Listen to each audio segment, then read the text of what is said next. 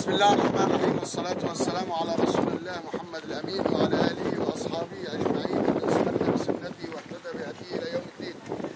واليوم بتوزيع 30 سلة غذائية تقدمة من أسرة الغفيص، جزاهم الله عنا وعن المسلمين كل خير.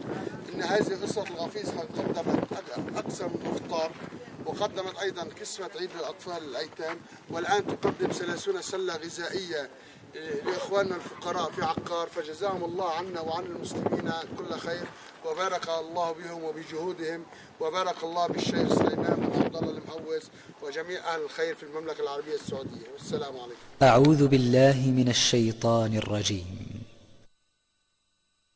مثل الذين ينفقون أموالهم في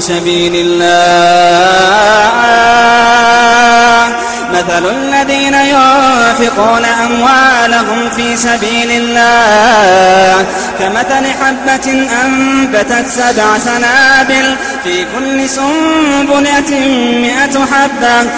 كل سنبلة 100 حبة والله يضاعف لمن يشاء والله واسع عليم.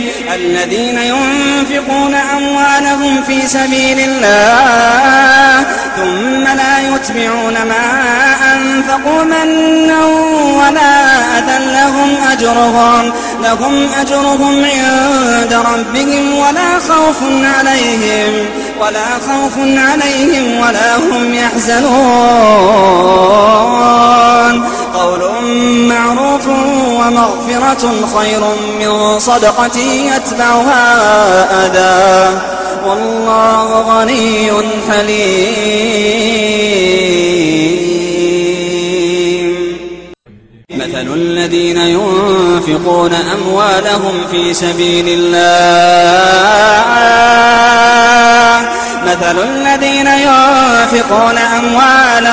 سبيل الله كمثل حبة أنبتت 7 سنابل في كل سنبلة 100 حبة